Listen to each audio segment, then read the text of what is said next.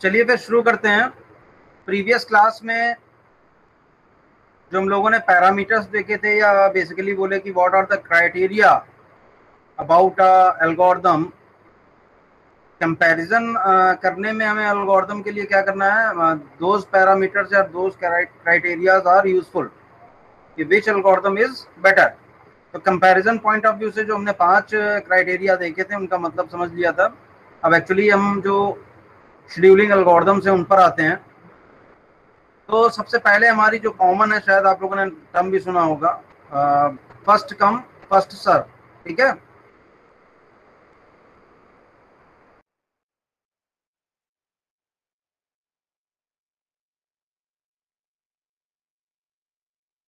तो first come first सर्व में देखिए, सबसे पहले मैंने उस दिन भी बोला था कि जो भी हमारे पास पैरामीटर्स लिए जाएंगे वो कैसे लिए जाएंगे, waiting time as well as जो हमारा टर्न अराउंड टाइम है।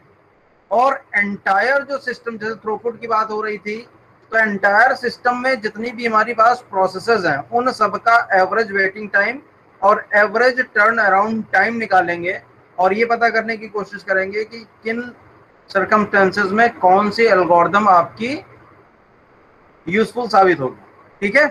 तो फर्स्ट कम फर्स्ट सर्व में क्या है आपका, फर्स्ट एफसीएफएस जो कॉमन टर्म यूज होता है। तो जब भी हम शेड्यूलिंग एल्गोरिदम की बात करेंगे तो पहली चीज आती है कि दैट एल्गोरिदम इज प्रीएम्प्टिव और नॉन प्रीएम्प्टिव। ठीक है। यानी कि कुछ एल्गोरिदम्स की कैरेक्टरिस्टिक्स ऐसी होंगी कि दैट कैन बी प्रीएम्प्टिव और that can be non pre-emptive और दैट कैन बी बोथ। ठीक है। तो जो हमारे पास एफसीएफएस है, it is totally non preemptive scheduling algorithm. Means कि एक बार अगर किसी पर्टिकुलर प्रोसेस का एग्जीक्यूशन स्टार्ट हो गया है, हमने कंट्रोल सीपीयू का एक प्रोसेस को दे दिया है, तो वो प्रोसेस आपकी जब तक कंप्लीट नहीं हो जाती है सीपीयू का कंट्रोल उससे वापस नहीं लिया जाएगा। ठीक है। सुनाई दे रहा है? नेटवर्क का कोई इश्यू तो नहीं है ना? नो सर, सुनाई दे नो रहा है। सर। ठीक है, ठीक है। तो जो preemptive as well as non preemptive की जो मैंने बात बोली, दूसरा जो एक बार सिस्टम में अराइवल टाइम क्या है प्रोसेस का, इंपॉर्टेंटली आपको ये ध्यान रखना है कि अगर हमारे क्वेश्चन में arrival time of a process नहीं दिया हुआ है, किसी भी प्रोसेस का दिया होगा तो सबका दिया होगा, नहीं दिया होगा तो किसी का भी नहीं दिया होगा। तो इन दैट केस अगर हमारे पास अराइवल टाइम गिवन नहीं है तो हमें करना क्या है कि हम अराइवल टाइम 0 कंसीडर करेंगे फॉर एवरी प्रोसेस। ठीक है। क्योंकि वेटिंग टाइम हमारा उसी से निकल कर आएगा कि कितने समय पर प्रोसेस एंटर हुई है और कितने समय पर एग्जिट हुई है। ये आपका टर्न अराउंड टाइम है और जो सब्सिक्वेंट आप निकालेंगे वेटिंग टाइम वो अराइवल टाइम से ही आएगा। तो मेरा कहने का मतलब है कि अराइवल टाइम अगर नहीं दिया है तो सबका 0 मानेंगे, यानी कि लगभग सारी प्रोसेस सेम टाइम पर आई और वॉट एवर पैरामीटर या whatever the scheduling algorithms we are dealing with, उसके अकॉर्डिंग हम आगे बढ़ जाएंगे। तो एफसीएफएस में सिंपली जो मैंने बोला, दो चीजें ध्यान रखिएगा एंटायर जो हमारी शेड्यूलिंग एल्गोरिदम्स होंगी, कि सबसे पहले हमें ये देखना है कि शेड्यूलिंग एल्गोरिदम प्रीएम्प्टिव है या नहीं है, या दोनों है। दूसरी चीज, अगर अराइवल टाइम प्रोसेस का नहीं दिया हुआ है तो उस केस में हमें करना क्या है, उस केस में जो हम अराइवल टाइम कंसीडर करेंगे प्रोसेस का, वो सभी का 0 से कंसीडर करेंगे, सेम टाइम ऑलमोस्ट। तीसरी चीज जो हम न्यूमेरिकल जो निकालेंगे उसमें क्या करेंगे, एवरेज वेटिंग टाइम और एवरेज टर्न अराउंड टाइम निकालेंगे। एवरेज का मतलब क्या, सारी की सारी प्रोसेस का, सभी इंडिविजुअली प्रोसेसेस का पहले हम वेटिंग टाइम निकालेंगे, टर्न अराउंड टाइम निकालेंगे और इसके बाद हम क्या करेंगे, उन सब का एवरेज निकाल लेंगे। सिंपल सी बात है। तो FCFS is very simple algorithm. तो एज इट्स नेम, कि जो पहले प्रोसेस सिस्टम में एंटर कर रही है उस प्रोसेस को हम पहले चांस देंगे। ठीक है। तो फर्स्ट कम फर्स्ट सर्व। तो it is totally non preemptive scheduling algorithm. Preemption नहीं होता है। जो प्रोसेस पहले आ गई है टिल कंप्लीशन वो प्रोसेस एग्जीक्यूट करेगी। ठीक है। तो ये स्लाइड ओपन करते हैं हम। With this scheme, the process that requests the CPU first is allocated the CPU first. ठीक है, when a process enters the ready queue, its PCB is linked onto the tail of the queue. यानी कि अगर कोई process enter कर चुकी है, उसके बाद जितनी भी प्रोसेस आएंगी वो आपकी उसी सीक्वेंस में आगे, मतलब पर्टिकुलर एक प्रोसेस के पीछे आपकी शिफ्ट होती चली जाएंगी. ठीक है, अब ये देखिए एक सिंपल सा एग्जांपल दिया हुआ है. तो हमें करना क्या है, हमें करना ये है कि सबसे पहले गैंट चार्ट बनाना है. गैंट चार्ट अगर आपका ओके बन गया तो फिर कोई भी प्रॉब्लम नहीं होगी. तो इसका हम देखते हैं 24-3-3 है. और जो अराइविंग ऑर्डर देखिए इसमें दिया हुआ है, जो मैं बात कर रहा था कि अराइवल टाइम नहीं दिया हुआ है, but arriving order is P1 P2 P3 इसी सीक्वेंस में है. तो सबका हमें क्या कंसीडर करना पड़ेगा, arrival time zero arrival time होगा, लेकिन जीरो पर भी जो सीक्वेंस है आने का प्रोसेस का वो P1 P2 एंड P3. तो फर्स्ट चांस हमें किसको मिलेगा, P1 को. ठीक है, तो अब हम देखते हैं कि जो हमारा गैंट चार्ट है वो कैसे बनेगा.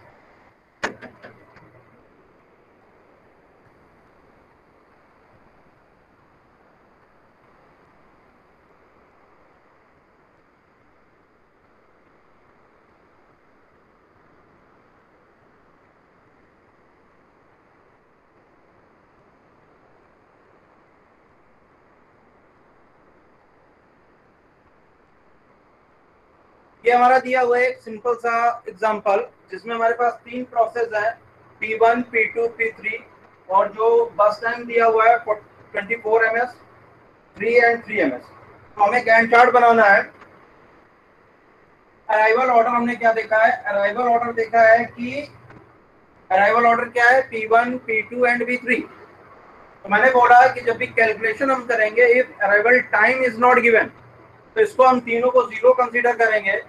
और जो सीक्वेंस है वो हमारा ऑर्डर फाइंड आउट करने के लिए है, तो पहले से गिवन है कि P1 सबसे पहले आएगी. तो जीरो पर P1 भी है ना, P1 आई तो कितने समय के लिए जाएगी, ये 24.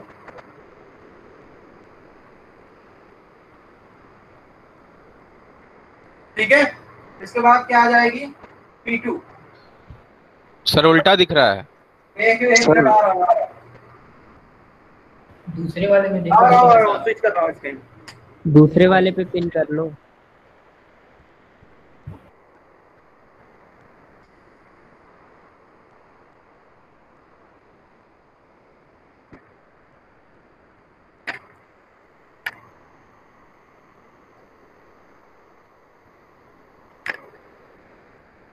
अब ठीक है.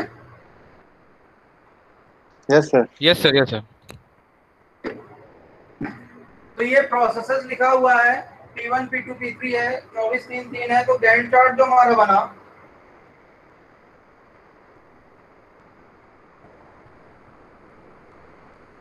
गैंट चार्ट ये हमारा बन गया. देखिए फिर से मैं बता रहा हूँ, जीरो था तो जीरो से P1 सबसे पहले आई है तो 24.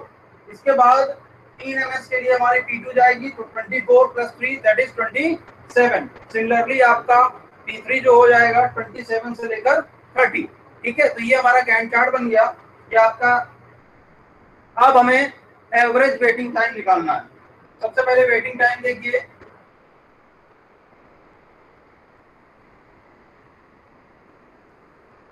P1 P2 P3.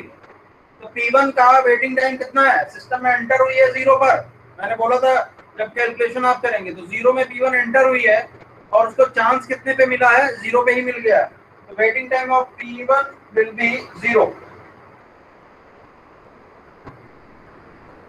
Waiting time of P2 क्या हो जाएगा, P2 हो जाएगा 0 से लेकर 24. ये आपकी P1 एग्जीक्यूट हुई है. P2 का मैंने बोला है कि जो अराइवल टाइम हम कंसीडर करेंगे वो भी जीरो होगा. तो 0 से लेकर 24 पे मिला है ना आपका कंट्रोल P2 को, तो 24 ms हो जाएगा वेटिंग टाइम P2 का. सिमिलरली P3 का क्या हो जाएगा, P3 का हो जाएगा 27 ms। ठीक है, एवरेज वेटिंग टाइम निकाल लीजिए।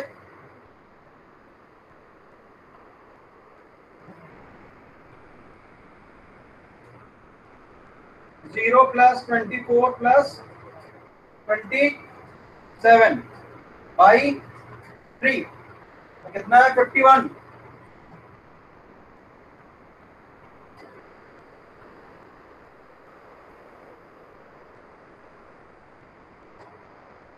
ठीक है भाई, कोई डाउट है इसमें?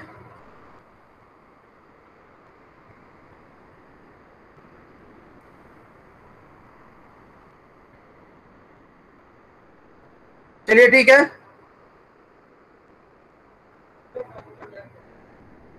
अब जो हम बात कर रहे थे एवरेज टर्न अराउंड टाइम, तो टर्न अराउंड टाइम की बात करेंगे।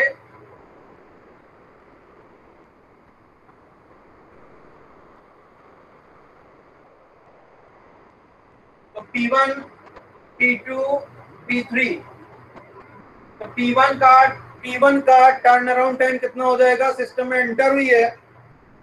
दो तरीके हैं इसके, या तो अराइवल टाइम में आप वेटिंग टाइम ऐड कर दीजिए, या सिंपल जो मेरे हिसाब से है, ऐसे देखिए गैंट चार्ट और उसमें देखिए P1 की एंट्री कब है और एग्जिट कब है। तो P1 का फाइनल एग्जिट कब है, 24 पर, एंट्री कब थी, 0 पर। तो P1 का 24 ms। P2 का कितना हो जाएगा, 0 पे एंट्री है और एग्जिट कितने पे हो रहा है, 27 पे। तो इट इज 27 ms। इसका कितना हो जाएगा, 30 ms। ठीक है, ऐड कर लीजिए। Average turn around time 24 plus 27 plus 30 divided by 3, तो इसमें हमारा कितना हो जाएगा, 81।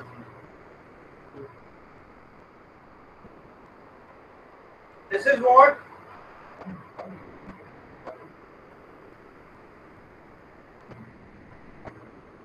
ठीक है, विजिबल है सबको? ठीक है, क्या हुआ, अच्छा ठीक है, डाउट पूछा था। तो अब बताइए, ये आपको क्लियर है पूरा जितना मैंने बताया है अभी तक? ये सिंपल सा आपका शेड्यूलिंग एल्गोरिथम है, ठीक है, जो जनरल हम लोग रियल लाइफ एग्जांपल बोल सकते हैं। ठीक है, चलिए ठीक है, तो ये ध्यान रखिएगा, it is totally non pre emptive scheduling algorithm. देखिए किसी भी गैंट चार्ट में आप देख लीजिए, किसी भी प्रोसेस का एग्जीक्यूशन बीच में आपका इंटरप्ट नहीं हुआ है। ठीक है,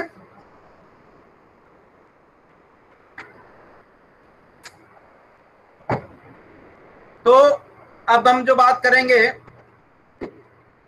इसमें एक जो डिसएडवांटेज है उसको बोलते हैं कन्वॉय इफेक्ट। ठीक है, ये कन्वॉय इफेक्ट क्या होता है, कन्वॉय इफेक्ट आपका वो इफेक्ट होता है जो रियल लाइफ, जैसे मैंने बोला कि रियल लाइफ का आपका एग्जांपल है। तो रियल लाइफ में जैसे कोई बड़ी सी प्रोसेस या बड़ा सा टास्क आपका एग्जीक्यूट हो रहा है, और मान लीजिए 1 घंटे का किसी का टास्क है और किसी का 1 सेकंड का टास्क है। तो अगर FCFS के शेड्यूलिंग पैरामीटर हम फॉलो कर रहे हैं और 1 घंटे वाला टास्क पहले आया है, तो 1 सेकंड वाले को 1 घंटे के लिए वेट करना पड़ेगा। तो फर्क क्या पड़ता है, फर्क ये पड़ता है कि जो एवरेज वेटिंग टाइम और एवरेज टर्न अराउंड टाइम जो हम निकालेंगे वो ज्यादा हो जाएगा। ठीक है, देखिएगा आप इसको करके कि जो भी हमारा एवरेज टर्न अराउंड टाइम और एवरेज वेटिंग टाइम है वो ज्यादा हो जाएगा। इसको हम बोलते हैं कन्वॉय इफेक्ट। कन्वॉय इफेक्ट का मतलब देखिए यहाँ पे लिखा हुआ, there is a convoy effect as all the other process wait for the long big process to get off the CPU। जो मैंने भी एग्जांपल दिया है कि 1 घंटे की एक प्रोसेस है वो पहले आ गई थी, और 1 सेकंड है या 2 मिनट वाली प्रोसेस बाद में आपकी वेट कर रही है। ठीक है, लिखा भी हुआ the FCFS scheduling algorithm is non pre emptive. यहां तक क्लियर है?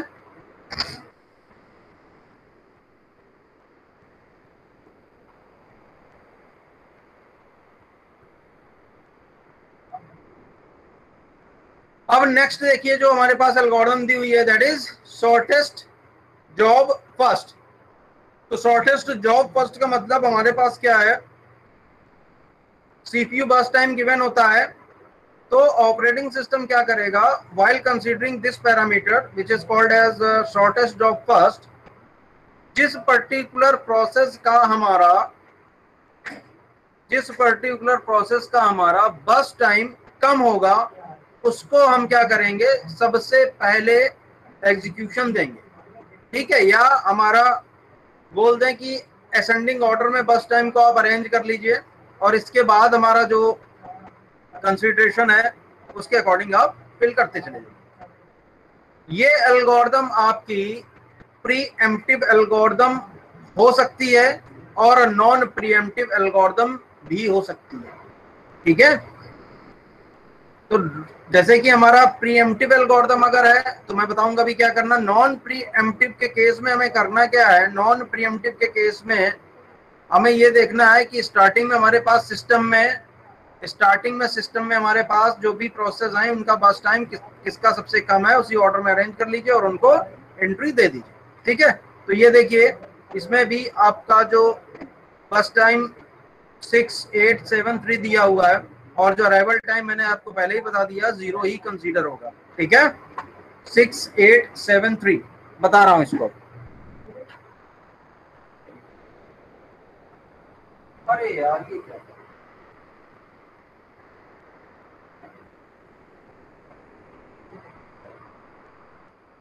परमानेंट मार्कर रखे हुए हैं।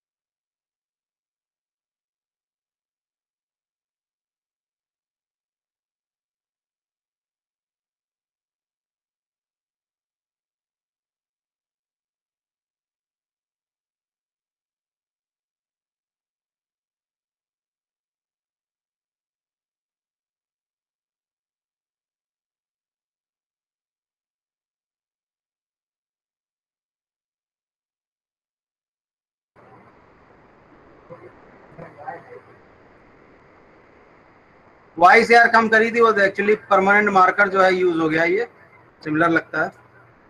खैर छोड़िए वो सब चीजें, मैं इस डायग्राम की बात कर रहा था, P1 P2 P3 and P4।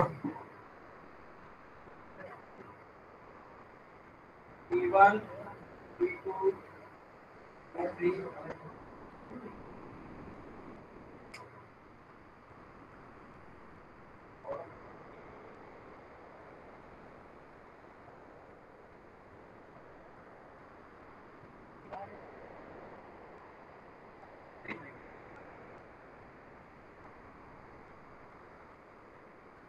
6873।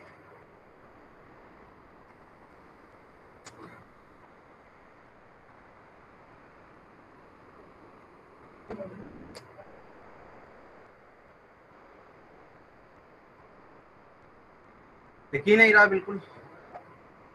चलिए इसी से जब तक डिस्कस करते हैं।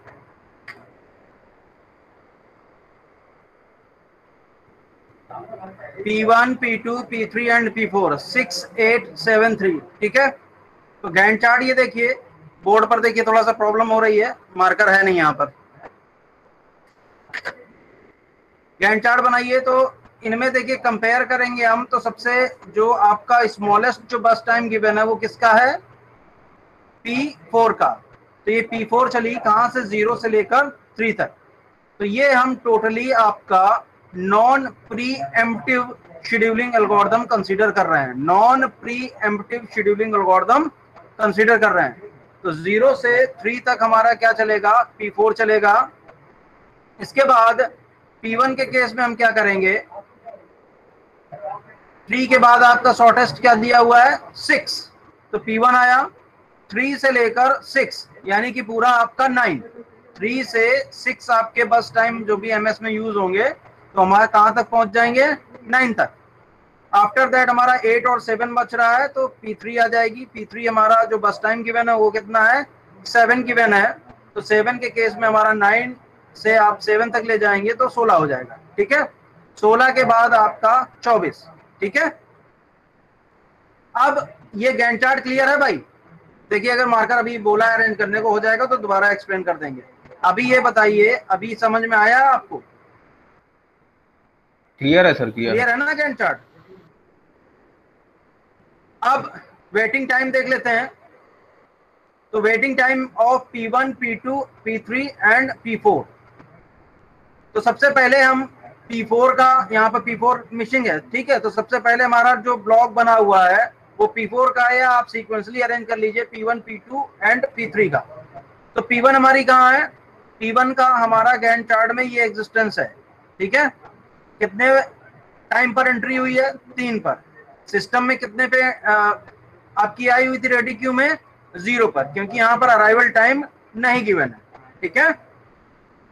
तो 0 से P1 हमारी कंट्रोल जो मिल रहा है ये गैंट चार्ट के अकॉर्डिंग वो 3 पे मिला है, और एंट्री हुई है 0 पर। तो कितना हो गया, 3 माइनस 0 विच इज 3। तो P1 का जो हमारा वेटिंग टाइम आएगा वो 3 आ जाएगा, ठीक है। अब आ जाइए P2 की बात करते हैं। तो P2 कहाँ है, P2 हमारा यहाँ पर एग्जिस्ट कर रहा है,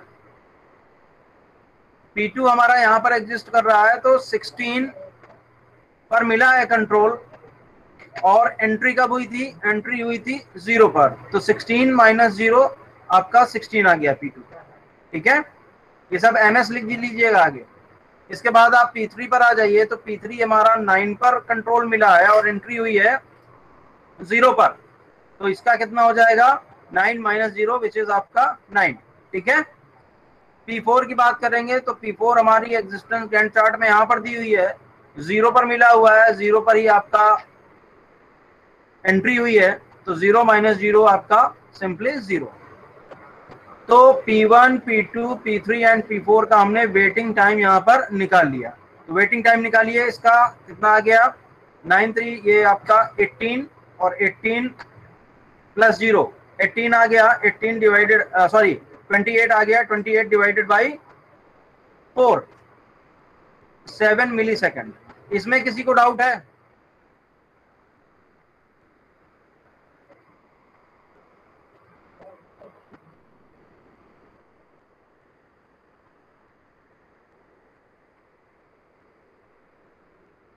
बोलो भाई, किसी को डाउट है इसमें। No sir. No sir. ठीक है। अब इसमें देखिए आपके सामने तो 7 ms दिया होता, टर्न अराउंड टाइम निकालिए, फिर मैं भी पूछूंगा किसी ना किसी से। टर्न अराउंड टाइम निकालिए, फिर मैं पूछता हूं किसी ना किसी से।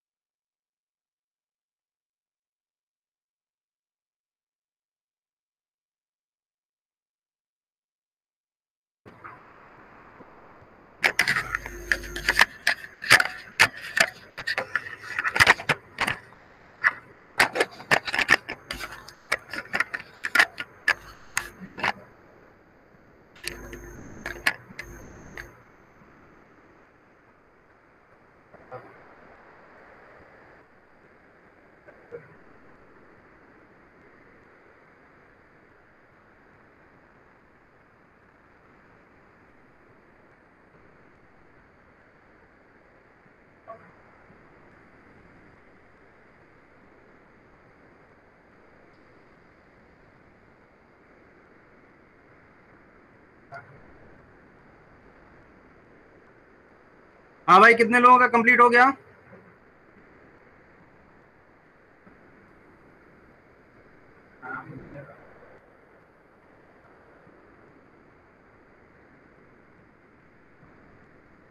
प्रांजल हो गया तुम्हारा? Yes sir. कितना आया answer? Sir average sir turn around time का हाँ हाँ, average turn around sir time. 13 आ रहा है सर। और कितनों का 13 आया? शुभम 13 आया तुम्हारा? मलिक साहब कितना आया है? ये सर 13 आया है। ठीक है, 13 करेक्ट है। स्ट्रेट फॉरवर्ड कॉन्सेप्ट था। मैं फिर से पूछ रहा हूं उन लोगों से जिनको अगर समझ में ना आया हो, दूसरे पे मत जाइए अगर उनको समझ में आ रहा है तो, ठीक है? तो इसलिए अगर कोई डाउट है तो अभी आप पूछ सकते हो, बाद में मत पूछिएगा। जब मैं क्वेश्चन पूछूं तो आप बोलते हैं बाद में कि नहीं सर वो समझ में नहीं आया, फिर से बता दीजिए। अभी पूछिए जो भी पूछना है। तो ये एल्गोरिथम आपकी कैसी है? Non pre emptive algorithm. इसका एक्सटेंशन देखिए,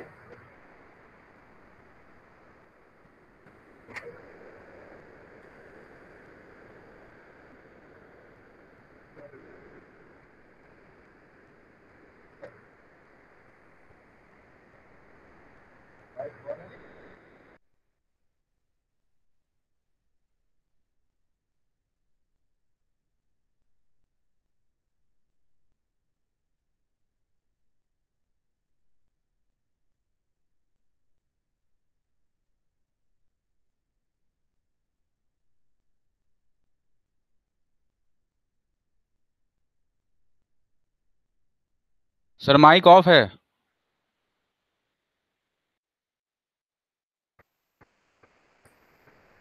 SJF algorithm can be either pre emptive और नॉन प्री एम्प्टिव एल्गोरिथम। ठीक है, तो नॉन प्री एम्प्टिव वाला हमने दे दिया।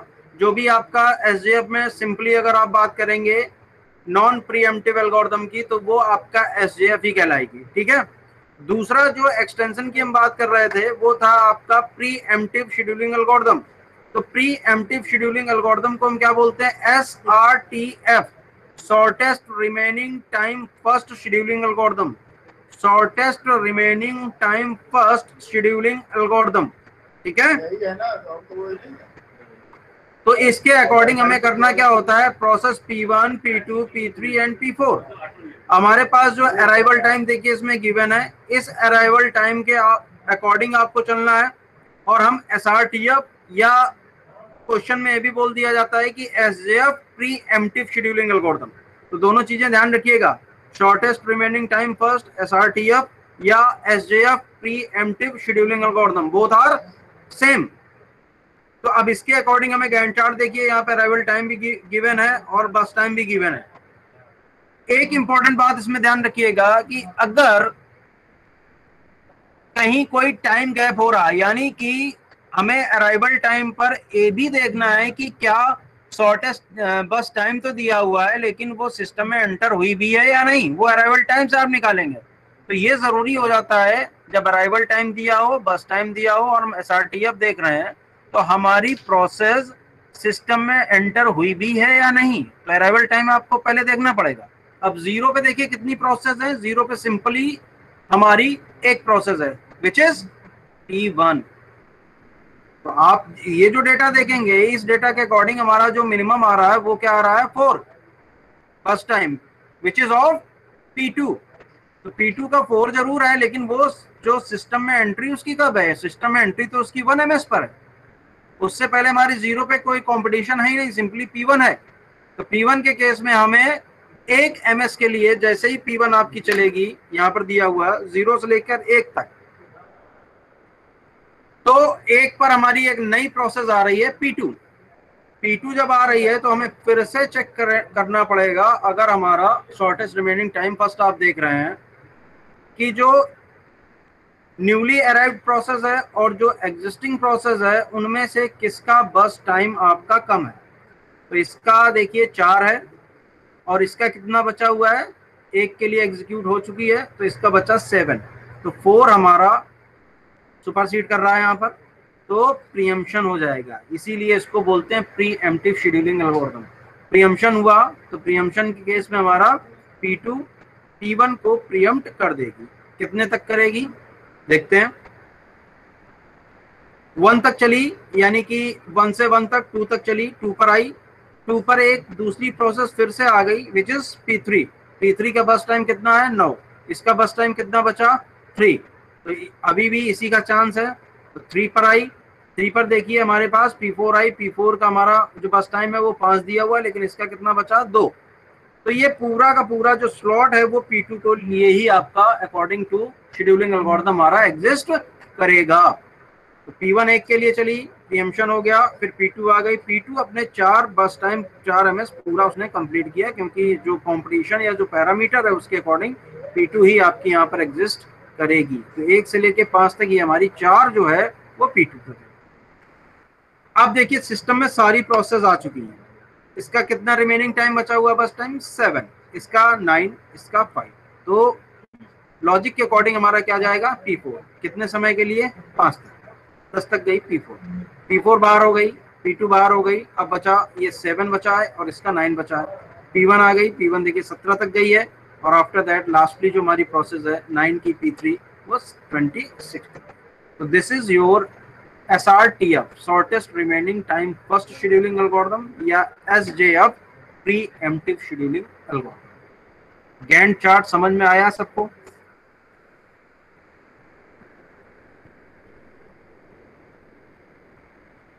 Yes sir. ठीक है, अब अगर आ गया गैंट चार्ट समझ में तो सभी लोग एवरेज टर्न अराउंड टाइम और एवरेज वेटिंग टाइम निकालिए।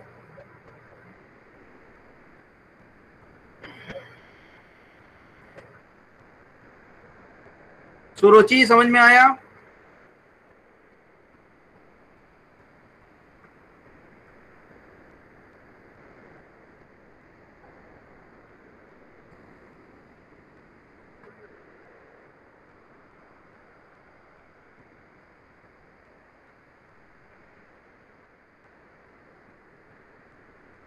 अनंत,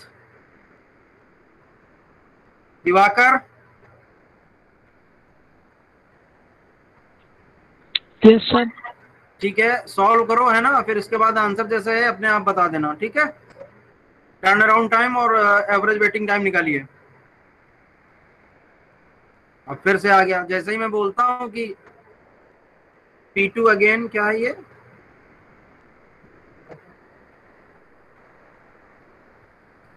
चलो फिर से देखते हैं। मयंक,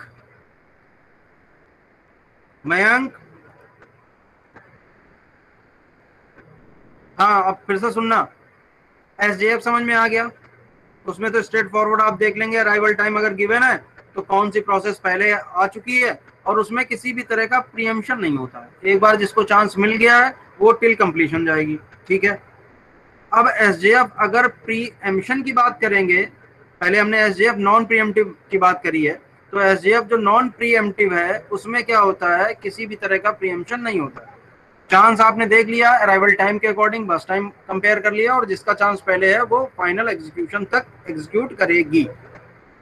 जो हमारा SJF प्रीएम्प्टिव है, जिसको हम शॉर्टेस्ट रिमेनिंग टाइम या SRTF बोल रहे हैं, उस केस में हमें करना क्या होता है, एवरी टाइम क्वांटम आप एक MS मान लीजिए, एवरी टाइम क्वांटम में हमें ये देखना पड़ेगा कि कोई प्रोसेस न्यूली एंटर तो नहीं हुई है सिस्टम में। अगर एंटर हो रही है तो जो एग्जिस्टिंग प्रोसेसेस हैं उनसे कंपैरिजन होगा। अब देखिए मयंक, ठीक है,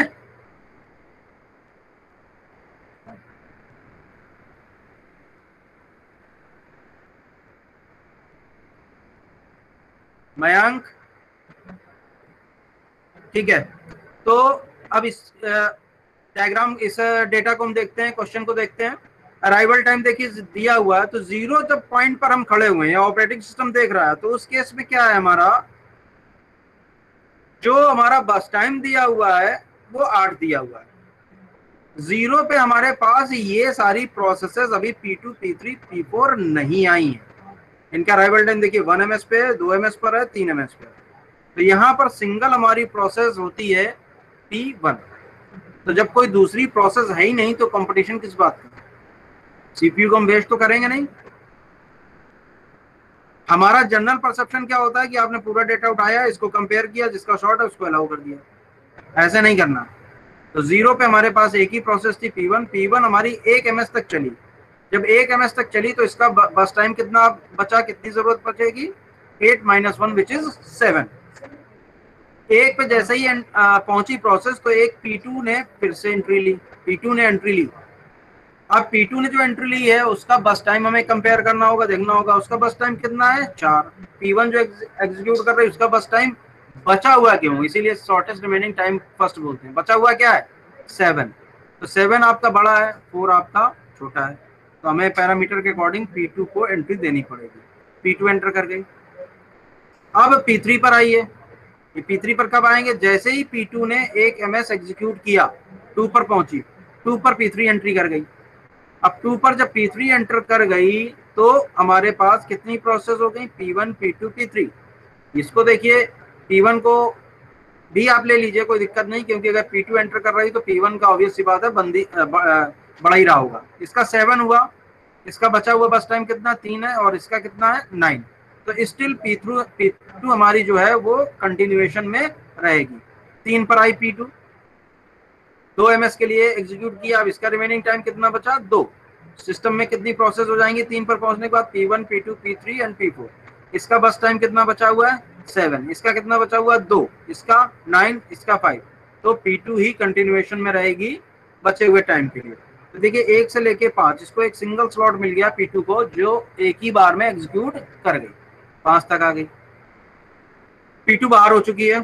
सिस्टम में कितनी प्रोसेस बची? P1, P3 and P4। P1 का एग्जीक्यूशन टाइम अब कितना चाहिए? 7, 9, 5। कम किसका है? P4 का। P4 यहाँ पर आई, 5 तक के लिए एग्जीक्यूट हुई। 5 के लिए जैसे एग्जीक्यूट हुई, कहाँ तक पहुंची? 10 तक। P2, P4 बाहर हो गई। अब देखिए P1 और P3 बची, तो P1 का चांस ज्यादा आएगा, ये 9 दिया हुआ तो 7। P1 आपकी 17 तक गई और बचा हुआ टाइम हमारा P3, लास्ट जो हमारी प्रोसेस है। ठीक है। अब आप गैंट चार्ट आपके सामने है, मैंने बता दिया है प्रोसीजर गैंट चार्ट से कैसे हमें सॉल्व करना है। अब आपको average waiting time as well as average turn around time निकालना है। 13 एंड 6.5। देखिए भाई, वेरीफाई करिए आप ही लोग, मेरे पास जो है आंसर नहीं है। बाकी लोग सॉल्व करिए।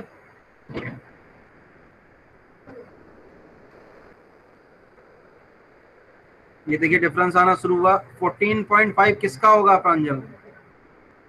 वेटिंग टाइम है या turn around time? Turn on time. हाँ, तो पूरा लिख दो ताकि दूसरे लोग भी देख रहे होंगे तो थोड़ा सा आसानी रहेगी उनके लिए। अब 13 बता रहे हो तुम विशाल? विश्वास, सबके अलग अलग आ रहे हैं। टर्न अराउंड सर 13 ही होना चाहिए। अच्छा 13 ही होना सर है। P1 तो हमारा चलो P1 17 पे कंप्लीट होगा ना।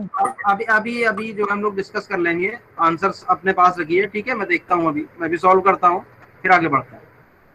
13 आया है विशाल का और विश्वास का। प्रांजल का 14.5 है। मयंक सॉल्व करके बताओ। सुरुचि सॉल्व हुआ?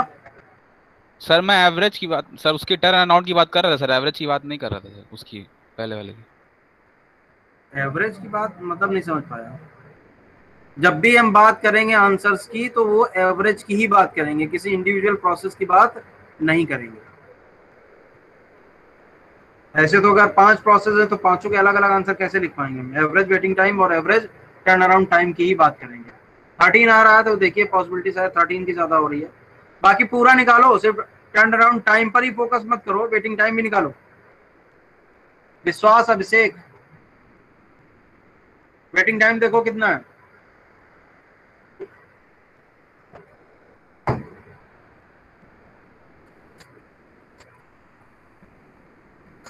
सुरुचि सॉल्व हुआ तुम्हारा? सब लोग यार टर्न अराउंड टाइम के पीछे ही क्यों पड़े हो? वेटिंग टाइम भी तो लिखो, पूरा कंप्लीट आंसर दो ना।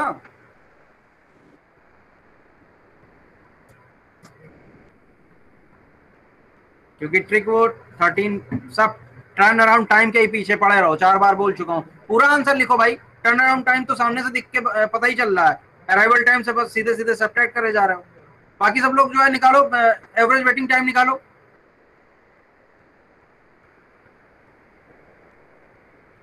विश्वास, एवरेज वेटिंग टाइम 11, विशाल का 6.5। विश्वास, विश्वास कुमार पाल निकालो, एवरेज वेटिंग टाइम दो।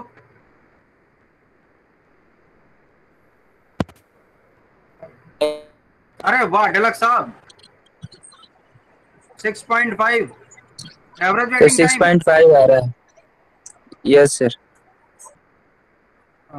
विश्वास का इसी में लिख दो 6.5। 6.5, यानी कि पहला जो है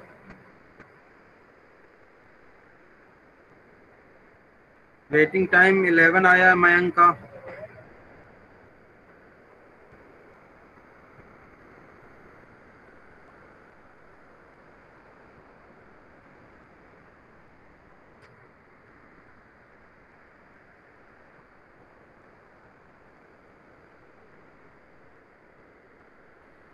अच्छा बाकी लोग नॉन प्रीएम्प्टिव से लगाएं। ये आपका 6.5 तो ठीक है, 6.5 एवरेज वेटिंग टाइम ठीक है। और टर्न अराउंड टाइम मैं अभी देख कर बता दे रहा हूँ आपको, टर्न अराउंड टाइम मैं अभी आपको देख कर बता दे रहा हूँ।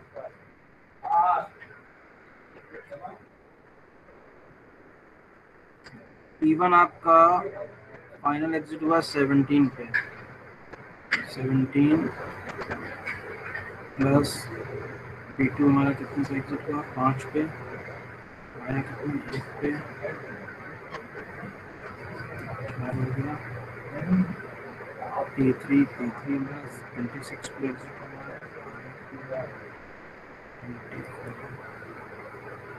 P4 का 5 पे, P4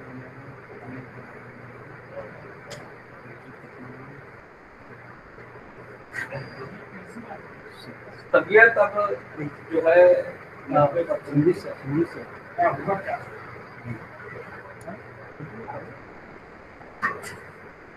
साजिश कर रहा है।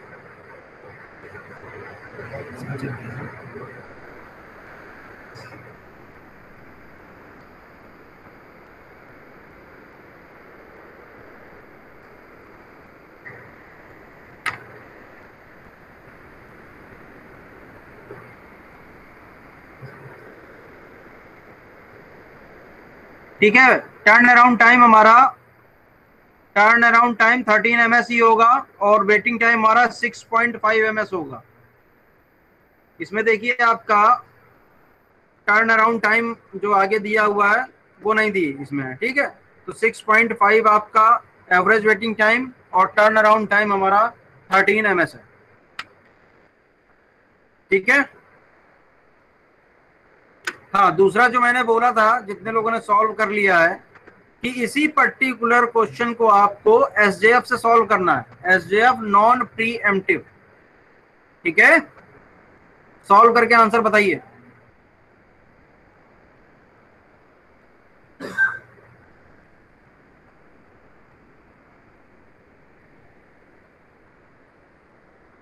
शिखा सॉल्व करके आंसर बताओ।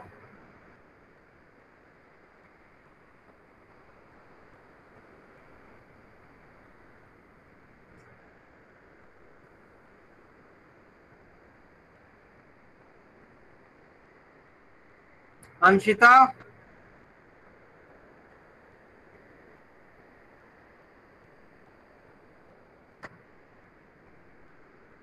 रत्नेश, अंशिका, रत्नेश,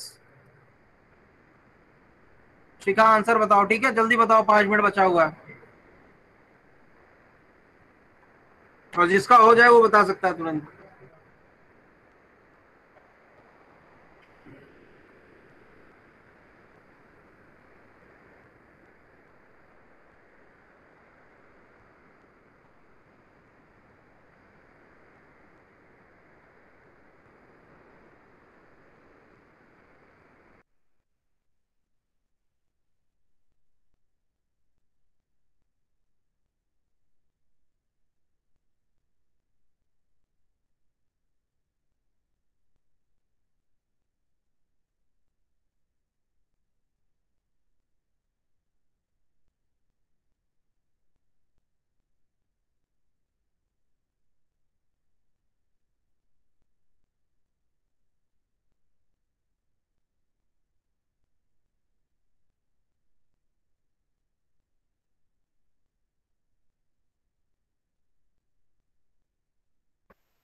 14.5, 7.75।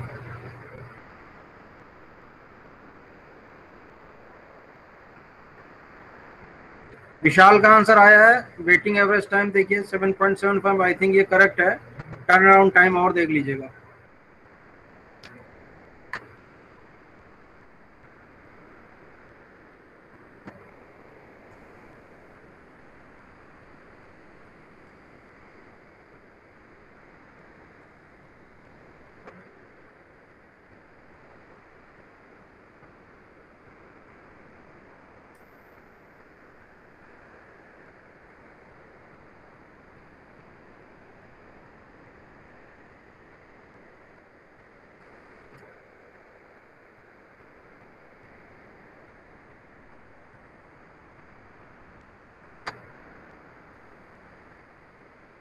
ये दिया हुआ है भाई, देख लीजिए 7.75 तो आपका एवरेज वेटिंग टाइम दिया हुआ है। टर्न अराउंड टाइम इसी के अकॉर्डिंग कैलकुलेट कर लीजिएगा। सामने सोल्यूशन दिया हुआ है, जिसको ना समझ में आया वो पूछ ले।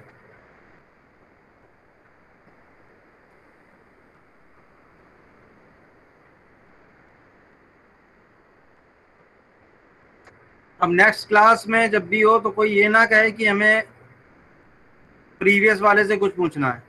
अभी पूछ लीजिए जो भी पूछना है। जितना भी थे सारे आपके अल्टरनेटिव्स मैंने इसमें बता दिए हैं।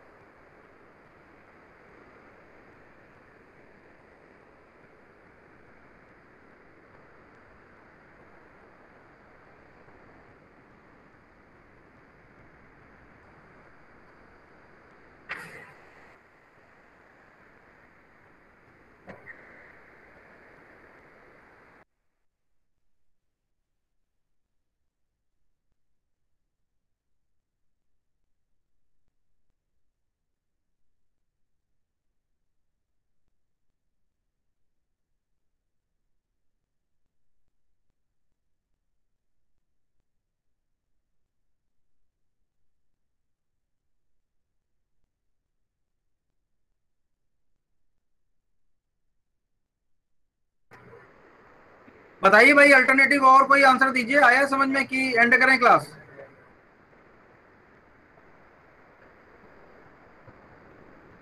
नहीं पूछना है ना किसी को?